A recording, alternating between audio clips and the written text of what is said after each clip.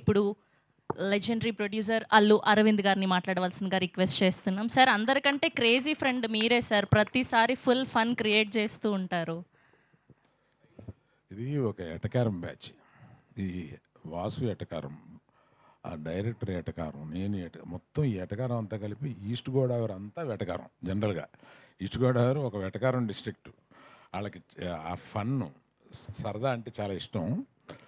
అందువల్ల మొదట్లో ఆయ్ అని పేరు పెడదామా అని ఆలోచించినప్పుడు ఒక ప్రాంతానికి ఆగిపోతుందేమో ఆయ్ అనేది, మిగతా ప్రాంతాల్లో తెలియదు కదా అని అంటే మేము కాసేపు కూర్చుని ఆయ్ ఎన్ని రకాలుగా ఉపయోగిస్తారు అని ఒక 20 రకాలు అనుకున్నాం ఆ ప్రాంతంలో. సో అందుకని టైటిల్ కరెక్టు. ఫిదా ఫిదా అనేది జనరల్గా ఇక్కడ తెలంగాణలో ఉండే టైటిల్, కానీ ఆంధ్రాలో కూడా సూపర్ హిట్ అయింది. అందువల్ల ప్రాంతానికి టైటిల్ని ఆపొద్దు, అందులో చెప్పే కంటెంట్ని బట్టి అది అంత దూరం వెళ్తుంది అని. సినిమా చాలా సరదాగా ఉండే సినిమా. అంటే ఇవాళ సరదాగా ఉండే సినిమాలు బాగా పే చేస్తున్నాయి కాబట్టి తప్పకుండా ఇది పే చేస్తాను అనుకుంటున్నాను నేను. ఆ దర్శకుడికి ఆ టైమింగ్, మన కామెడీలో కావాల్సింది ఏంటి, మెయిన్ టైమింగ్. ఆ టైమింగ్ గ్రిప్ ఉంది. నేను ఫస్ట్గా నితిన్ని అప్రిషియేట్ చేయాలి. నాకు కథ చెప్పి నితిన్ అడుగుతున్నాం అంటే ఊరుకోవా అన్నాను వాసుని. అంటే హీరో అవ్వాలనుకున్నప్పుడు ఇలా కొడితే 20 మంది పడిపోయేలాగా అనుకుంటారు, కానీ ఈ కామెడీ సబ్జెక్టు ఫ్రెండ్స్ తోటి రోడ్ల మీద అల్లరి చేస్తూ తిరిగే ఈ సబ్జెక్ట్ ఎందుకే ఒప్పుకుంటారు అని అంటే, తర్వాత ఆయనతోటే నాకు చెప్పించాడు. నాకు కథ చాలా నచ్చిందండి, చాలా సరదాగా ఉంది. ఈ సినిమాలో నేను ఎంతమందిని కొడితే ఎంతమంది పడిపోతారని కాదు కదా, మీరు అలా అన్నారంట, హీరోయిజం ఉండాలి కదా అనేది. నాకు కాదండి, నాకు కథ హిట్ అయితే అదే హీరోయిజము అని. అతనికి ఒక 80% క్యారెక్టర్లో ఉంటారు. ఇంకో 2 ఫ్రెండ్స్ చాలా సరదాగా చేశారు. ఇంకొక అతని పేరేంటి, అతను ఇక్కడ లేడు, అంకిత్ అనే అతను ఇక్కడ లేడు. కాకపోతే ఆ సినిమాలో నాకు నేను రష్ చూసినప్పుడు నాకు నచ్చింది ఏంటంటే, మొదట్లో ఏమో తిట్టాను, ఈ సినిమాని ఈస్ట్ గోదావరి వర్షంలోకి తీసుకెళ్ళి సినిమాని తీస్తామండి అన్నారు. అప్పుడెప్పుడో ఆ వర్షం అప్పుడే తీస్తాము, ఇలా తీస్తాం అలా తీస్తామన్నారు. అది సినిమా జరిగి వర్షాలు అయిపోయిన తర్వాత ఎప్పుడో వచ్చింది. అది వచ్చి దాన్ని ప్రతి సీన్కి వర్షం కురిపిస్తూ 1 కోటి చిల్లర వర్షానికి అయ్యిందండి. ఇది వాసు లెక్కలో రాసుకోవాలో మరి డైరెక్టర్ లెక్కలో రాసుకోవాలో తెలియదు. వర్షం వచ్చినప్పుడే వీళ్ళు సీన్లు తీశారు, వర్షం రప్పించారు, ఆర్టిఫిషియల్ వర్షం కురిపించారు. ఇలాగా. కాకపోతే ఫైనల్గా సినిమా చూసినప్పుడు ఆ గ్రీన్స్లోకి వర్షంలోకి మనల్ని తీసుకెళ్ళి మనం తడుస్తున్న ఫీలింగ్ తీసుకొచ్చారు. అందువల్ల నేను కూడా గట్టిగా ఏమనలేకపోతున్నాను. రిలీజ్ తర్వాత చెప్తాను. ఒకసారి ఏదో పెద్ద కుటుంబంలో నుంచి ఒక మనిషిని హీరోగా పెట్టుకుంటున్నాం కదా అని ఎన్టీఆర్ గారికి ఫోన్ చేశాను.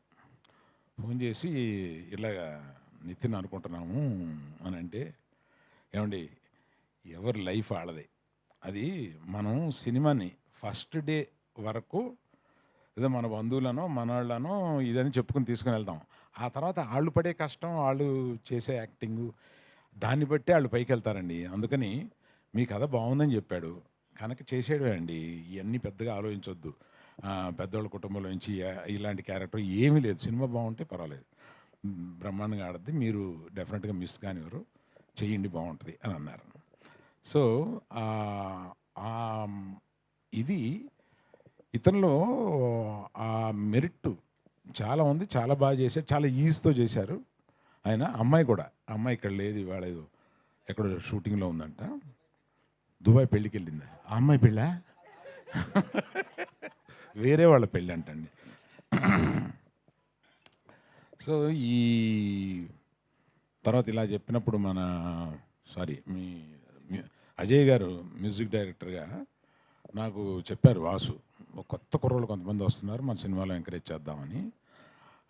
డెఫినెట్గా చేద్దామని అన్నాను. ఇలాంటి బడ్జెట్ లిమిటెడ్గా ఉన్న సినిమాల్లో మనం ఎంకరేజ్ చేసి వాళ్ళు పైకి వస్తే మనకే ఆనందం అవుతుంది. అలాగే నేను ఇంకా చాలా ఫంక్షన్లు జరుగుతాయి, నన్ను వాసు వదలడు కనుక అందరి గురించి మళ్ళీ విడివిడిగా చెప్తాను నేను. ఇంకేమైనా మర్చిపోయినా Vasu?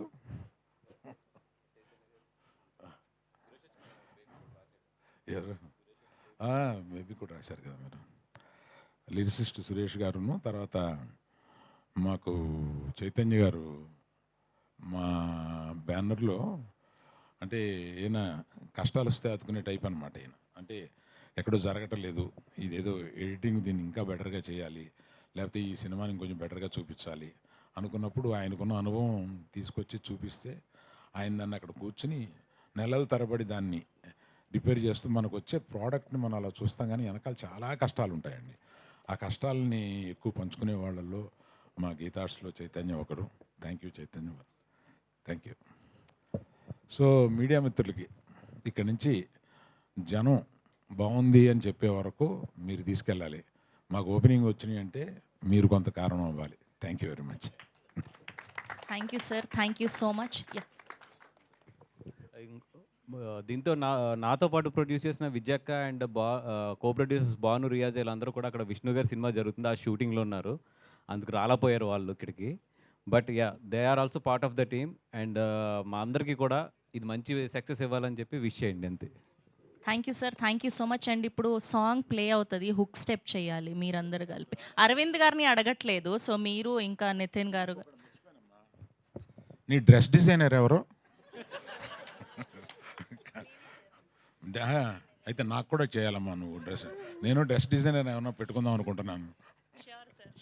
Sure sir, thank you. And we have a Q and with media, please wait చేయండి సార్.